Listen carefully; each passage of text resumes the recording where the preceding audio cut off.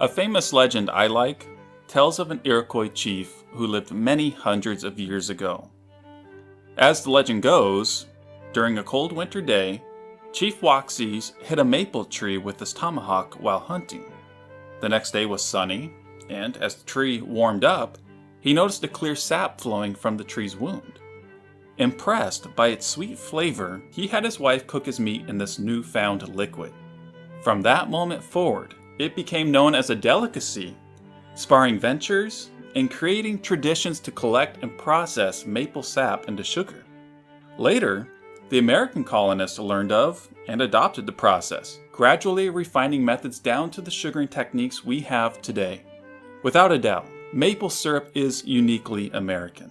And while it's traditionally processed from the sugar maple, tree sugaring can be extracted from a variety of other common trees. Some, such as birch, walnut, alder, and many species of maple, just to name a few. In this episode, we'll be tapping our Northwest native, the Bigleaf Maple.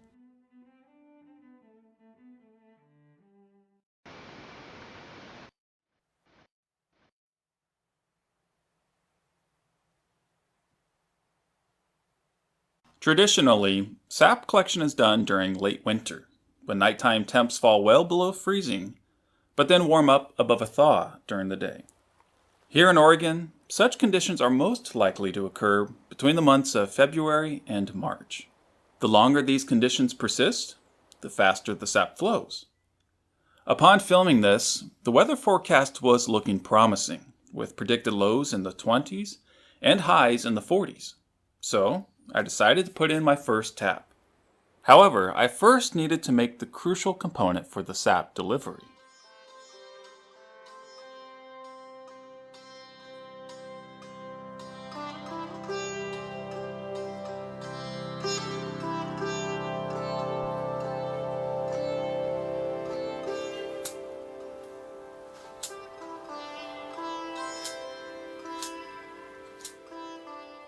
A spile is the technical name for the tap.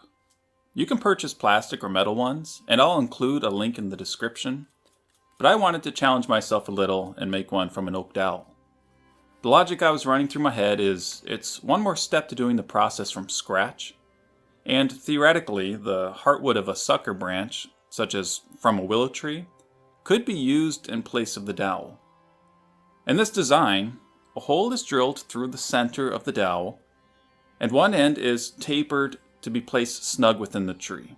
And on the other end is carved a V shape to encourage a clean drip.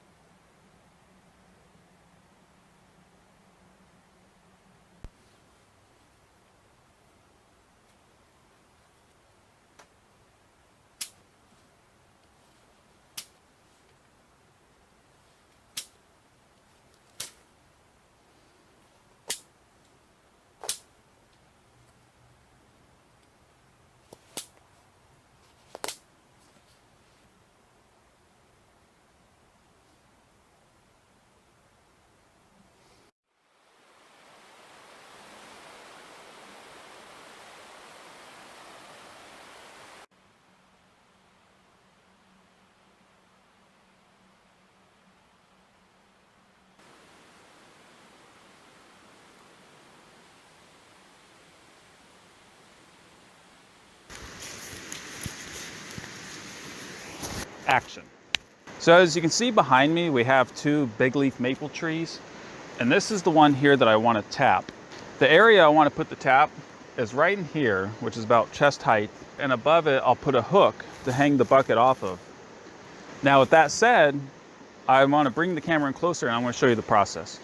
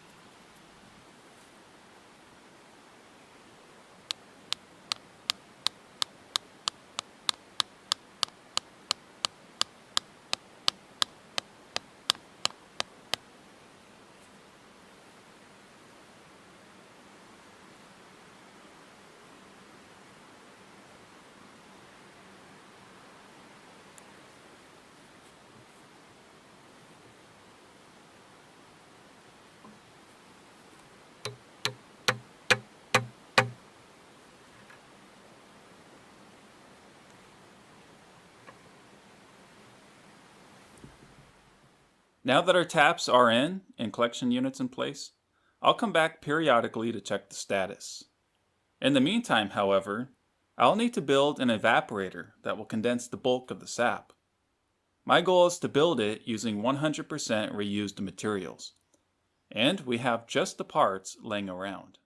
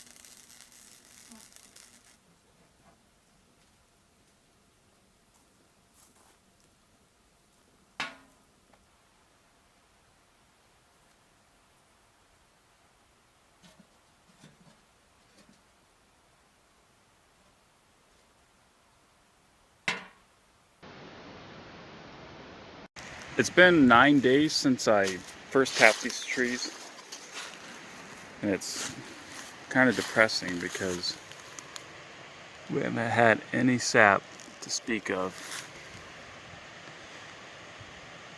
And I think what happened is when I first tapped it, it was following a week where we dipped down below freezing pretty well, like in the low 20s for at least a solid week. And then right after I tapped them, the weather warmed up.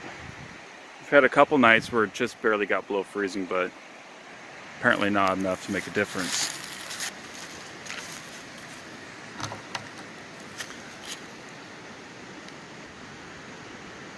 Not a drop. This is February 21st, so it's just shy of 3 weeks. And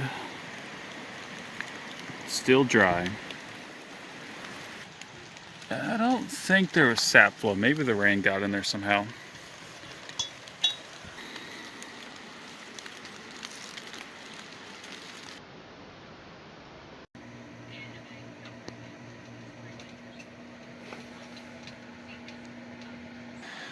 We just had our first cold snap. Well, first deep freeze cold snap, that is. Last night it got down to 15. Of course, it got so cold last night that it froze, but you can actually see the frozen drop at the end of the tube there. Well, there's actually a decent amount in here. I'm actually pretty hopeful that these next few days we'll get quite a bit. And this morning I checked in and everything was frozen, but I just wanted to come back. Now it's later in the afternoon, things have warmed up, and I wanted to show you guys what's going on. We've got flow.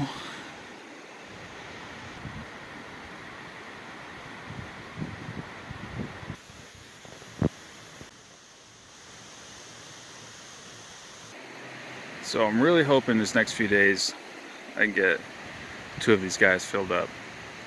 That's hoping for a lot, but a guy can dream, right?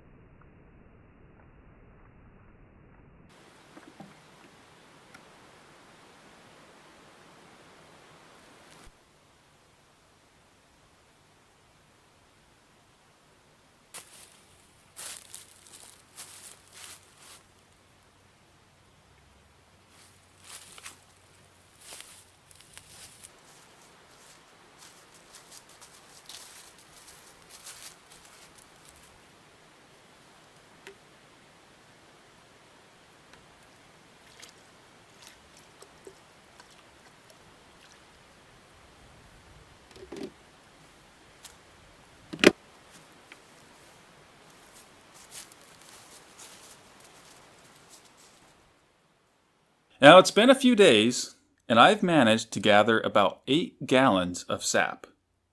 The evaporator is built, and we're ready to start sugaring.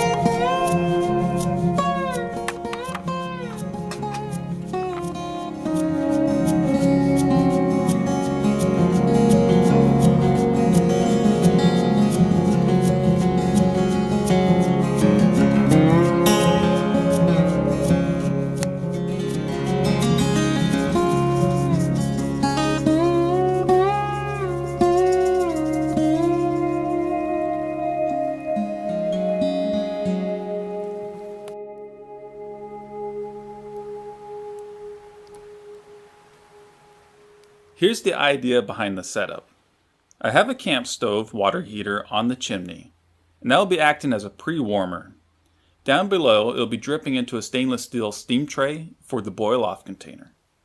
And the idea is that by preheating the sap and at the right drip rate, I can continuously add sap without stopping the boil.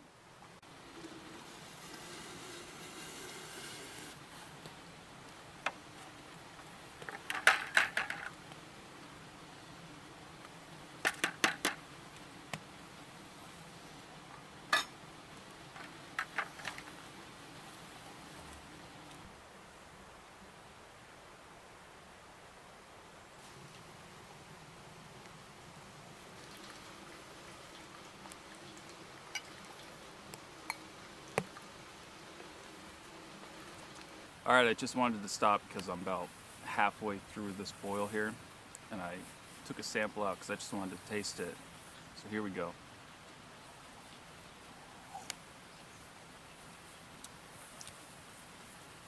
It's definitely getting sweet. At this point, I would compare it to, it's very similar to marshmallow. It's kind of like if you were to dissolve a marshmallow in a tall glass of water where you get just enough sweetness that you definitely get the flavor. It's not syrupy sweet. I mean, you can still see it's pretty clear, but you can definitely taste it, and it has a marshmallow flavor at this point, a watered down marshmallow.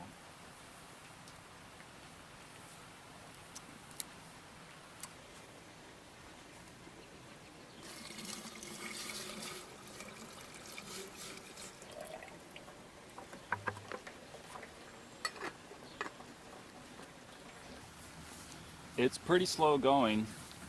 I'm probably through 5 gallons now at this point. Maybe 3-4 gallons left. And I've been at it since 7 this morning, and it's past 11 o'clock now. I'll get back to you guys once we get a little bit closer to finishing.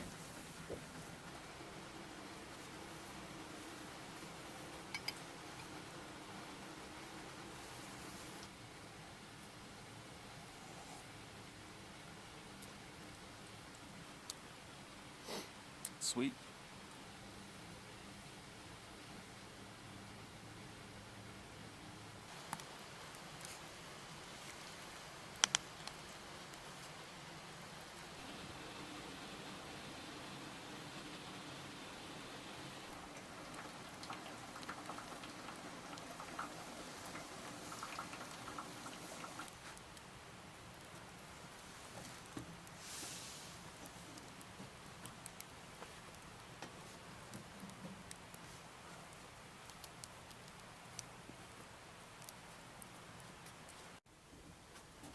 Sugaring is all about moisture content. The less water, the more concentrated the sugar. Think of syrup as having the most amount of water, down to a taffy with even less, further down to a hard crack candy, and eventually a dark caramel glaze, containing virtually no moisture. The way we measure the water to sugar content is by its temperature. And that's because water boils consistently at 212 degrees Fahrenheit at sea level. Therefore, the higher the temperature, then the less water to sugar. For maple syrup, we want to boil off the water till the temperature rises 7 degrees above the boiling point, which at our elevation is roughly 219 degrees Fahrenheit.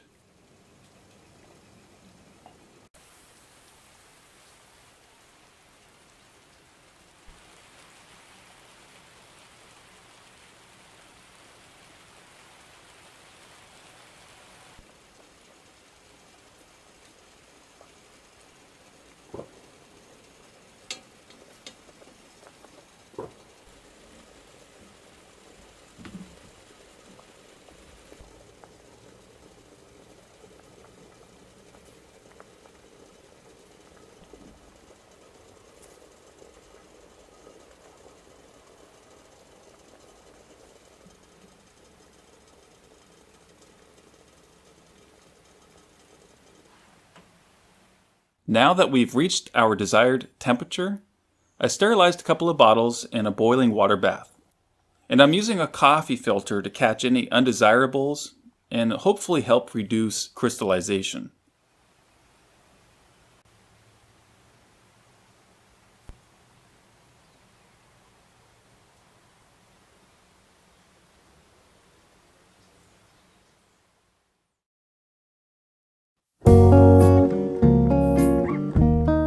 Weeks of planning, days of sap collection, and hours of boiling, it now comes to the moment we've all been waiting for. 8 gallons of Bigleaf Maple sap has produced approximately 1.5 pints of syrup. Of course, the question we all want to know is, how does it taste? And how does it compare to store-bought maple syrup?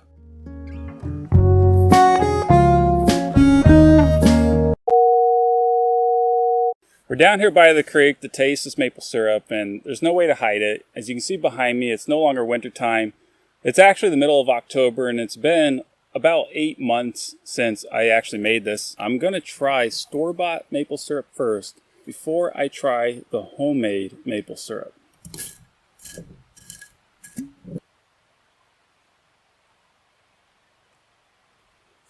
So you can see that syrup has some pretty good consistency. Right away, I can tell it's a little bit thicker than what I made, even though I cooked mine down pretty well. If you've ever tried maple syrup candy, definitely smells like that.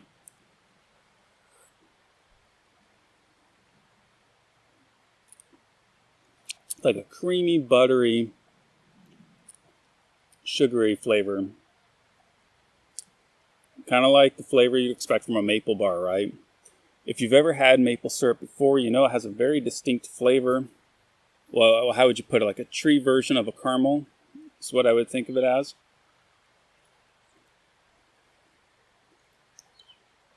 So let me rinse this out and pour some of this stuff. Clean the palate. Got my cup rinsed out. Homemade maple syrup from the Bigleaf Maple. So you can see it's not quite as thick, but there is some consistency there. Very sweet smelling. It has that quintessential maple syrup smell. This was a little bit sweeter smelling. Maybe it's more aromatic than the store-bought. Okay, let's try the taste.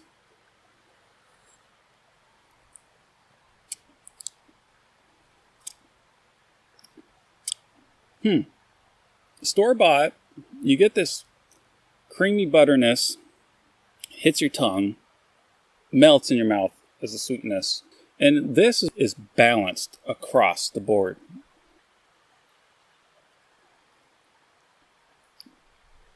It finishes less sweet. You get more of the maple flavor. I think this has a stronger lasting sweet flavor. This has more of a balanced profile altogether. That's all I got there. I can't delve into it much more. If you want to show your support for this channel, you can help me out by purchasing my pocket guide. I have a link down below that shows you where you can get it on Etsy. Everything that you purchase on that will go directly towards making more books. I want to thank you so much for watching. It's been a really long video, so if you're still tuned in, thank you. You are a dedicated viewer. If you're not already, please subscribe. Feel free to like down below. I hope to make more videos like this, so if you'd like to see that, please comment. Let me know what other type of things that you think I could do with maple syrup, or maybe other trees that you think I could make syrup from. Thanks for watching, and as always, happy foraging!